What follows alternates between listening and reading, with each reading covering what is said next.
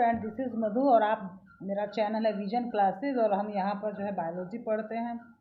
और आज नवरात्रि का पहला दिन है तो आप सभी को बहुत बहुत शुभकामनाएं। Happy Navratri to all of you.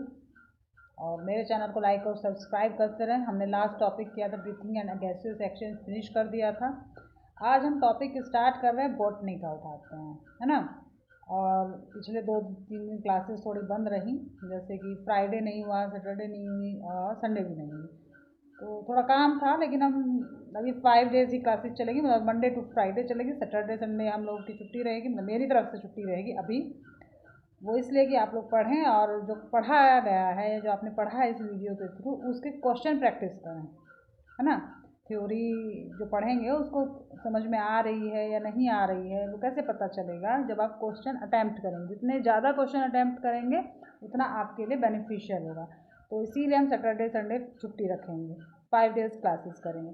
तो आज हमारा जो टॉपिक है ट्रांसपोर्ट इन प्लांट्स, जो स्क्रीन पे आपको दिख रही है PDF, इसकी मैंने हार्ड कॉपी ली है। मैं इसमें थोड़ा अंडरलाइन किया हुआ कि कौन कौन से पॉइंट आपको जो है एक्सप्लेन करने हैं, तो इसलिए ये हार्ड कॉपी मैंने रखी हुई है बना के। और किसी को PDF चाहिए तो आप मुझे कमेंट में कमेंट कर सकते हैं। तो चलें फिर हम लोग स्टार्ट करते हैं अपना चैनल। आप सभी को मेरा नमस्ते, नमस्कार, सत श्री अकाल। जैसे आपको अच्छा लगे वो आप मेरी तरफ से शुभकामनाएं आप सभी को। हमको जो टॉपिक स्टार्ट करें ट्रांसपोर्ट इन प्लांट या वाटर रिलेशन, है ना। और इसमें हमको क्या क्या पढ़ना है, फर्स्ट हमें यही जानना ना कि हमें जो टॉपिक हम स्टार्ट कर रहे हैं उसमें हमें पढ़ना क्या है। सबसे पहले हमें डिफ्यूज़न पढ़ना है, डिफ्यूज़न प्रेशर पढ़ना है, ऑस्मोटिक प्रेशर पढ़ना है, वॉल प्रेशर पढ़ना है, टर्गर प्रेशर पढ़ना है और डिफ्यूजन प्रेशर डेफिसिट। ये 6 टॉपिक्स हैं मेजर, जो इस टॉपिक में अंदर ट्रांसपोर्टिंग प्लांट के अंदर हमको ये 6 मेजर टॉपिक पढ़ने हैं। और इनके अंदर सब हेडिंग्स रहेंगी बहुत सारे, जिससे कि हमारा ये धीरे धीरे क्लियर होगा। मैं इसलिए ये 6 टॉपिक पहले लिखा दे रही कि बाई चांस कोई टॉपिक छूट जाता है तो आप मुझे बता दें कि भाई ये टॉपिक इस चैप्टर का छूट गया है, इस टॉपिक का या हेडिंग या ये टॉपिक छोटा सा छूट गया है। ओके, नाउ वी स्टार्ट, है ना। और जो है अभी तो सबसे पहले हम डिफ्यूज़न को पढ़ते हैं, या सबसे पहले हम सॉल्यूशन पढ़ते हैं, है ना। सॉल्यूशन क्या होता है? Mixture of solute and solvent. Solute विलय, जिसको घुलना है वो सोल्यूट होता है, और सॉल्यूशन जिसमें घुलना है, जो लिक्विड है जिसका कंसंट्रेशन लो होती है, उसको सॉल्वेंट कहते हैं, जिसमें घुला जाता है। किसका घुलना? सोल्यूट का। किस में? सॉल्वेंट में। तो solution is equal to, now हाँ, solution is equal to solute plus solvent. Okay, solution is equal to solute plus solvent, that is called solution, that is called विलयन। विलयन is equal to विलय plus विलायक। विलय solute, विलायक solvent. मैं हिंदी भी इसलिए बोल दे रही हूँ कि कुछ ऐसे होंगे जो हिंदी में ही समझेंगे। तो सोल्यूट वो है जो घुलता है और सॉल्वेंट वो है जिसमें घुला जाता है ना। On the basis of concentration, solution on the basis of concentration, solvent is 3 types। कितने टाइप के? 3 तरीके के। अच्छा, स्लाइड दूसरा लगा, सॉरी, हम इसको चेंज कर लेते हैं। मेरी ये हार्ड कॉपी में कहाँ पे है? Second page I think, yes. Sorry, मैं एक्सप्लेन करना शुरू कर दिया और टॉपिक यहाँ पे लगाया नहीं। Yes,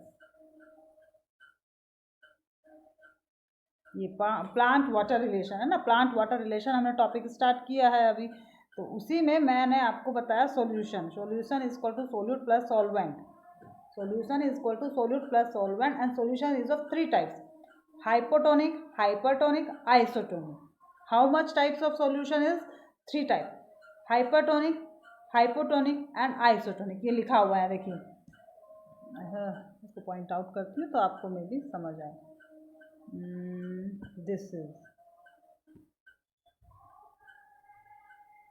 this is isotonic, hypertonic, this is hypotonic, है ना।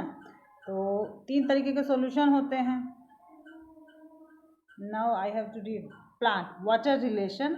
Water is essential for all physical activity of the plant and play a very important role in all living organisms. ये मैं रीड आउट कर रही हूँ, इसमें कुछ समझने वाली बात नहीं है, क्या क्या इसमें लिखा हुआ है बस स्लाइड में, ये आपको समझ आना चाहिए कि जिससे कि एक बार मैं यहाँ पढ़ूँ उसके साथ साथ आप अपनी पढ़ते रहेंगे तो, और फिर दोबारा से जब इसको रिवाइज करेंगे तो ये थोड़ा परमानेंट आपके माइंड में होगा, ये आपको कुछ याद रहेगा, है ना। Water is the major component of living cells the and constituent of more than 90% of protoplasmic by volume and weight. Protoplasm का 90% होता है वाटर, है ना। origin of life occurs in water and water is a medium of biological activity, so water is called mother of life and solvent of life। Easy है, इसमें कुछ याद करने वाली या समझाने वाली कोई बात नहीं। It provide the medium in which most it provide the medium in which most substance are dissolved, वही ना, घुल जाते हैं। ये क्या है? सॉल्वेंट है, घुलने वाला, जिसमें घुला जाता है वो क्या है? वाटर, सॉल्वेंट है। The protoplasm of cell is nothing but water in which different molecules is dissolved and several particles suspended. A watermelon has over 92% water. Most herbivorous plants have only about 10 to 15% and its fresh water as dry water, dry matter, sorry. Of course, distribution of water within a plant varies. Woody part have relatively very little water while soft part mostly contain water. भाई जो woody plant है उनका hard part हो जाए वो कम water को रखता है और जो सॉफ्ट पार्ट है उसमें वाटर का अमाउंट ज़्यादा होता है। ये इजी है, इसमें कुछ समझाने वाली कोई बात नहीं है ना। A seed may appear dry but it still has water. जो एकदम सूखा सीड होता है जैसे कि क्या, पल्सेस हैं और वीट है, मेज़ है, एकदम सूखे ड्राई हो जाते हैं, उसके बावजूद भी इनमें थोड़े वाटर का अमाउंट हमेशा रहता है। ये कभी भी पूरी तरीके से ड्राई नहीं हो सकता। ड्राई हम कहते हैं लेकिन उसमें small amount of water always present, otherwise it would not alive and respire, है ना। भाई हम वीट को या मेज़ को, है ना, या पल्सेस को स्टोर करते हैं ना, और अगर इनमें वाटर नहीं होगा तो ये अलाइव नहीं रहेंगे, ये मर जाएंगे और ये रेस्पिरेशन नहीं करते। ड्राई सीड में भी रेस्पिरेशन होता है, उसमें एंडोस्पर्म होता है ना, जिससे उसको जब मॉइस्चर मिलता है, जब हम उसको भिगोते हैं, सोप करते हैं वाटर में, कुछ दिन बाद वो जर्मिनेट हो जाता है। कैसे? क्योंकि वो अलाइव होता है, वो जीवित होता है। अगर उसका रेस्पिरेशन बंद हो जाएगा तो फिर वो दोबारा से जर्मिनेट नहीं हो पाएगा। ये पहचान है सीड की। सीड कैसे पहचाने? भाई सीड तो सभी है जैसे ना, चल नहीं रहा फिर नहीं रहा, हम कैसे पहचानेंगे सीड अलाइव है? सीड अलाइव को पहचानने की यही एक ट्रिक है कि आप उसको पानी में सोक कीजिए, 2 दिन बाद 3 दिन बाद वो जर्मिनेट हो जाएगा। उसमें थोड़े से वाइट कलर के जो रूट निकलती हैं, इट मीन्स की रूट अलाइव, सीड अलाइव है। और ये 99% सीड्स में होता है, 1% कभी कोई सीड ड्राई होता है या बहुत, ये सदियों तक ड्राई हो प्रिजर्व किए जा सकते हैं। जैसे हमारे हड़प्पा की खुदाई में क्या मिला था? जौ। किसमें? मटके में जौ जो मिला था वो भी अलाइव था। पता कितने हज़ारों साल पहले की बात है हड़प्पा की, और अब खुदाई में मिला एक मटके के अंदर जौ। लेकिन उसको भी अगर बोया जाए तो वो भी जर्मिनेट होगा। इट मीन्स कि वो सीड उतने दिन से रेस्पिरेशन कर रहा था, मीन्स उसमें कोई वाटर का अमाउंट था। मेरा ये समझाने का मतलब है हड़प्पा तक जाने का, है ना। तो terrestrial plant take up a huge amount of water daily but most of it's lost to the air through। Terrestrial plant जो होते हैं वो अधिकतर अमाउंट वाटर का रखते हैं, लेकिन वो डेली बहुत ज़्यादा लॉस हो जाता है, उनका इवेपोरेशन हो जाता है। देखो, इवेपोरेशन फ्रॉम द लीव्स से इवेपोरेशन हो जाता है during photosynthesis and transpiration. A mature corn plant absorb almost 3 litre of water in a day. Corn का एक मैच्योर प्लांट एक दिन में 3 लीटर पानी एब्जॉर्ब करता है। बेबी कॉर्न, स्वीट कॉर्न और ये सब जो हम खाते हैं, है ना। While a mustard plant absorb water equal to its own weight in about 5 hours। Mustard का जो प्लांट होता है वो अपने वजन के बराबर पानी एब्जॉर्ब करता है 5 घंटे में। एक दिन के 5 घंटे में अगर लाइट का जो ड्यूरेशन है वो 10 आवर्स है और उस पहले 5 घंटे में अपने वेट के बराबर वाटर एब्जॉर्ब किया और अगले 5 घंटे में अपने वेट के बराबर वाटर एब्जॉर्ब किया तो 10 लीटर्स हो गया, मतलब दुगना हो गया, सॉरी, है ना।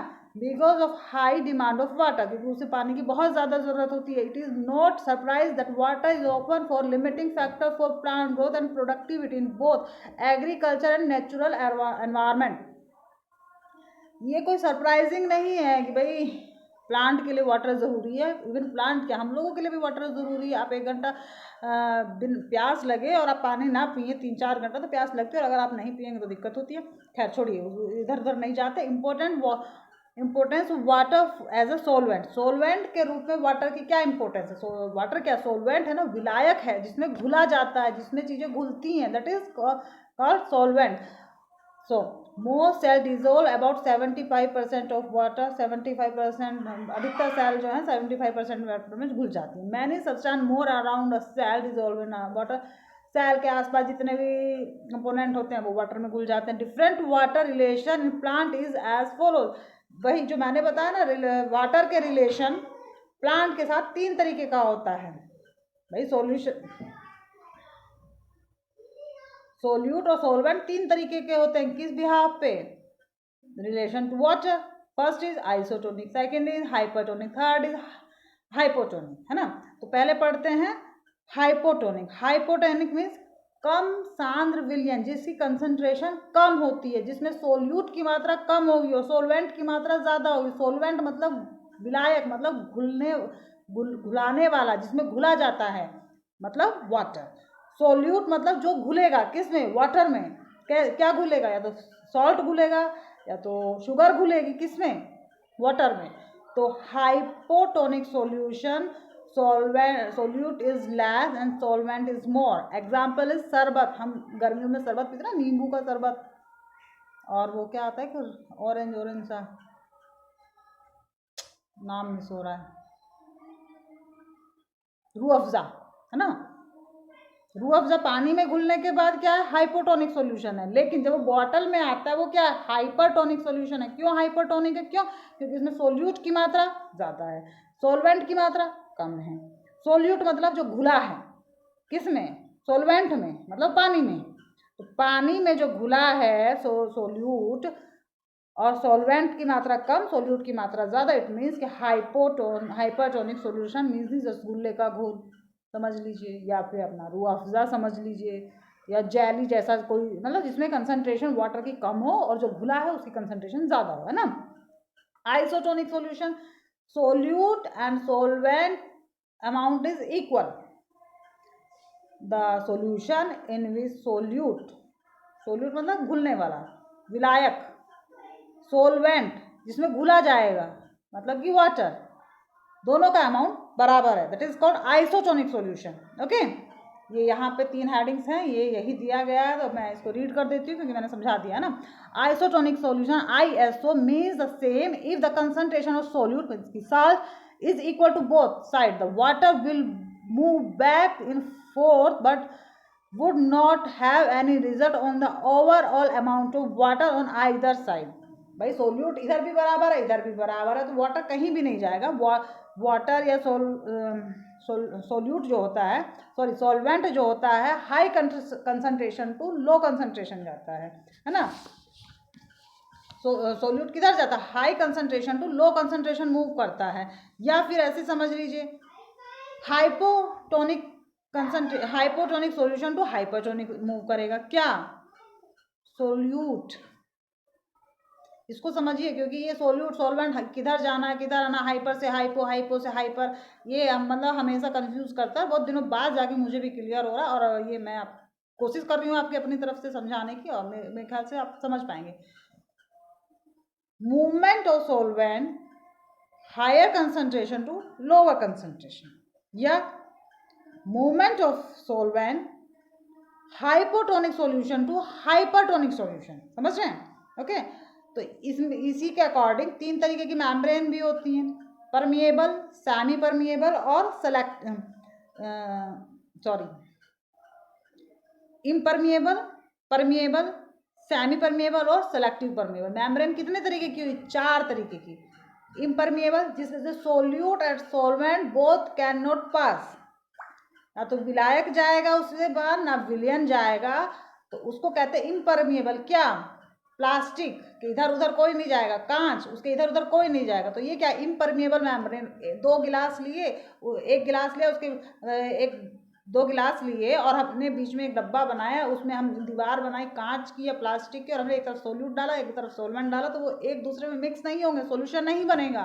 क्यों? क्योंकि बीच में जो सेमी परमिएबल मेम्ब्रेन के रूप में हमने ग्लास खड़ा किया है, प्लास्टिक खड़ा की है, वो इम्परमिएबल है। ओके, फिर क्या, परमिएबल मेम्ब्रेन, ऐसी झिल्ली या ऐसी मेम्ब्रेन जिससे solute and solvent both can cross each other. भाई इधर से सोल्यूट इधर गया, इधर से सोलवेंट इधर गया, दोनों चले गए, उसको क्या कहेंगे, permeable membrane. Semi permeable membrane, semi permeable membrane में क्या होता है, only solvent can pass. Solvent मतलब जिसमें घुला जाता है, विलायक, है ना। सॉल्वेंट मतलब क्या है, जो पतला है, जिसकी कंसंट्रेशन कम है, जिसमें चीनी को हम घोल सकते हैं, जिसमें हम नमक को घोल सकते हैं, कोई भी ऐसी चीज घोल सकते हैं जिसकी हमें जरूरत है और वो एक समान विलयन बन जाए, उसको सोल्यूट कहते हैं, सॉल्वेंट कहते हैं। सोल्यूट देखिए हो रहा है, सोल्यूट सोल्वेंट अभी भी इतने के बाद भी हो जाता है, तो आप ध्यान से समझे ना।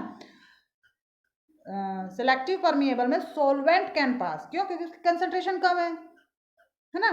और फिर सेमी परमिएबल में क्या होता है, यहाँ सॉरी सेमी परमिएबल में सोल्यूट कैन, केवल सॉल्वेंट पास होंगे। सॉल्वेंट मतलब जिसमें घुला जाता है, जिसमें सोल्वेंट घुलेंगे, मतलब कि पानी जो है सेमी परमिएबल मेम्ब्रेन से पास हो सकता है, मतलब कि जिसकी हाई, जो लोअर कंसंट्रेशन पे है। सेलेक्टिव परमिएबल मेम्ब्रेन या सेलेक्टिवली परमिएबल मेम्ब्रेन वो क्या होती है, जो सिलेक्शन के आधार पे या तो सोलवेंट को पास जाने देगी या सोल्यूट को पास जाने देगी पार अपने, तो वो सिलेक्शन के अकॉर्डिंग, है ना, कहीं पे सोल्यूट पास जा रहे हैं, कहीं सोलवेंट पार जा रहे हैं, तो उसको सिलेक्टिव परमिएबल कहते हैं। अब हम जो है इसमें होगा, देखिए पढ़ते हैं। Hypotonic solution, the word hypo means less, in this case there are less solute, मतलब कि साल्ट कम है या चीनी कम है, molecule outside the cell, since salt suck water will move into the cell। जैसे ही सॉल्ट सक करेगा वाटर को, सेल में मूव करेगा, the cell will begin water and grow larger, और सेल को वाटर मिलने लगेगा और वो अच्छे से ग्रो करेगी। In plant cell the central vacuole will fill and the plant becomes tough and rigid, the cell wall keep the plant from bursting. जो प्लांट सेल होती है उसमें वैक्यूल होते हैं ना, सेंट्रल वैक्यूल। एनिमल सेल में vacuole नहीं होती है सेंट्रल वैक्यूल, उसमें क्या होता है, more amount of water field हो जाता है, जिससे जो है स्टफ हो जाती है, रिजिड हो जाती है, और बस्ट भी हो सकती है ना। इन एनिमल्स एंड द सेल में बी डेंजर टू ब्रस्ट। भाई अब प्लांट में कोई सेल ब्रस्ट हो जाएगी तो वो नहीं मरेगा, ठीक है, वाटर निकला एटमॉस्फेयर में चला जाएगा लेकिन वो ग्रो करेगा। लेकिन एनिमल में सेल का ब्रस्ट करना बहुत डेंजर हो सकता है ना। Contractile vacuole pumped water out of the cell to prevent this, है ना। तो जो है एनिमल्स में अगर वैक्यूल, जो बहुत कम अमाउंट में वैक्यूल, सेंट्रल वैक्यूल तो एब्सेंट होती है, कम अमाउंट में वैक्यूल होती है, अगर उसमें पानी भर जाता है तो वो जो है उसको बाहर भेजती रहती है, जिससे कि सेल प्रिवेंट रहती है ब्रस्टिंग से। Hypertonic solution, the word hyper means more, hyper, मेरा ना गुस्सा हाइपर हो गया, मैं थोड़ा हाइपर हूँ, ऐसे समझ लीजिए। हाइपर अगर नहीं याद होगा वर्ड, आज मुझसे कोई बात ना करे, क्यों? क्योंकि मेरा मूड जो है हाइपर हो रखा है, मेरा गुस्सा बहुत हाइपर है, मैं उसकी वजह से मेरा मूड बहुत हाइपर हो रखा है। हाइपर मीन्स मोर, ज़्यादा हो रखा है। तो जहाँ ज़्यादा है क्या, सोल्यूट जो घुला है, सोलवेंट कम है मतलब कि शरबत, मतलब कि रूह अफ़ज़ा, है ना।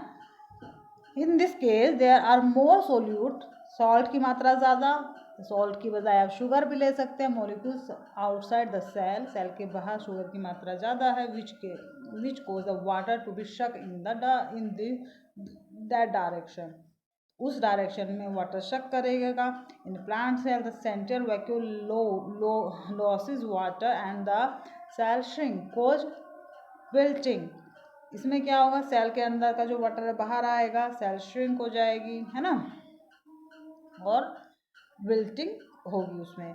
इन animal cell the cell also shrink, animal cell में भी सेल श्रिंक होगी। In both cases the cell में भी डाई, इस कंडीशन में सेल जो है डाई हो जाएगी। किस कंडीशन में? हाइपोटोनिक सॉल्यूशन में। In this is why too dangerous to drink sea water. इसीलिए जो समुद्री पानी होता है वो डेंजरस होता है क्योंकि उसमें सॉल्ट की मात्रा अधिक होती है। It will means that drinking sea water will cause you to go insane but people mourned at sea will speed up dehydration by drinking sea water।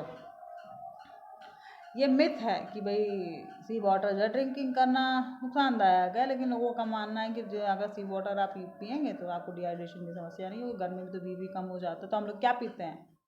नींबू पानी। उसमें क्या डालते हैं? नमक। वही तो। This is also why salting field was a common tactic during war. It would kill the crops in the field, thus causing food storage, है ना। तो वॉर के समय सॉल्टिंग फील्ड जो है कॉमन होते हैं टैक्टिक ड्यूरिंग वॉर में, और जो है वो क्या करते हैं? क्रॉप को मार देते हैं जिससे कि फूड स्टोरेज बचा रहे। आज का वीडियो तो आज हमने क्या पढ़ा? हाइपोटोनिक, हाइपरटोनिक, आइसोटोनिक, 3 तरीके के सॉल्यूशन पढ़े। और मेम्ब्रेन पढ़ी, impermeable, permeable, semi permeable and selective permeable. कल हम पढ़ेंगे ऑस्मोसिस, कैसे ऑस्मोसिस होता है, ये यहाँ से है ना दिस। तो कल हमारा टॉपिक रहेगा ऑस्मोसिस। और हम मंडे टू फ्राइडे क्लासेस लेंगे। कोई आपकी क्वेरी है तो आप मुझे कमेंट कर सकते हैं, मुझे लाइक और सब्सक्राइब कर दें। और कोई आपको टॉपिक ऐसा जो आपको नहीं समझ आ रहा है और आप चाहते हैं कि मैं बीच में उसका वीडियो बनाऊं, उसके बारे में समझाऊं, तो वो भी आप मुझे कमेंट कर सकते हैं। चैनल का नाम है विजन क्लासेस। आप इसको लाइक और सब्सक्राइब करते हैं। और मैं हूं Madhu Chaudhary. Thank you so much.